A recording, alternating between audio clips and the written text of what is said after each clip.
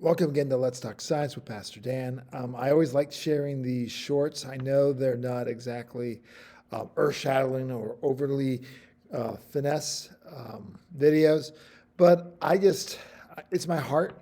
And if nothing else, someone gets that and they receive it and it blesses them, then God be given the praise. If these do bless you, please share, like, subscribe, not for me, just so that maybe others can get a chance to see it.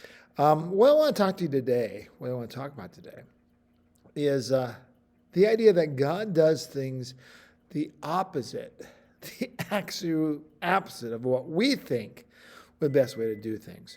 One of the examples of that is the two early disciples, Peter and Paul.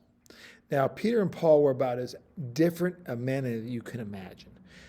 Peter was a fisherman, not well trained, but he had spent time with the Master. And Jesus said, I will build my church on the rock, on Peter, but actually he meaning the church itself. But Peter was an early leader in the church. Not exactly a scholar, not an intellectual, but God chose him.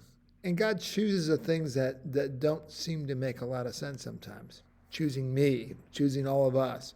Sometimes you might think, well, why would he choose me? Because he loves you. He loves you deeply and intimately, and you mean the world to him.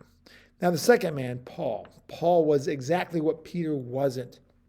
Paul was an intellectual. Paul was a scholar. He was a Pharisee. He'd been trained. He knew the word. So if there be anyone you would think in the natural, in the mind, that should be led to lead the Jews to Christ, it should be Paul, Saul, because of the fact that he knew Scripture. But what did God do? God did the opposite.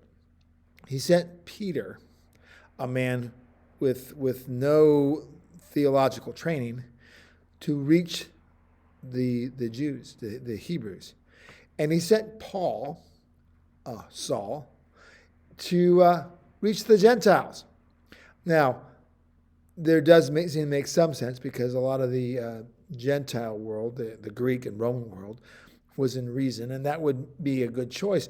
But you would think someone that was trained in Jewish law, a Pharisee, would be the one, but God chooses the opposite. God chooses what we think because he has better plans. He knows what is going to work out. We just have to trust him.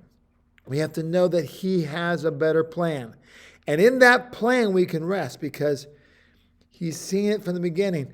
The best way that I've heard it explained is thinking about it as if Jesus has the VCR tape, has the DVD, has the MP3 player. I'm showing my age here a little bit. He's seen the whole tape because he's outside of time. God knows the whole process. So therefore, he knows what's going to work out best. We simply have to trust him.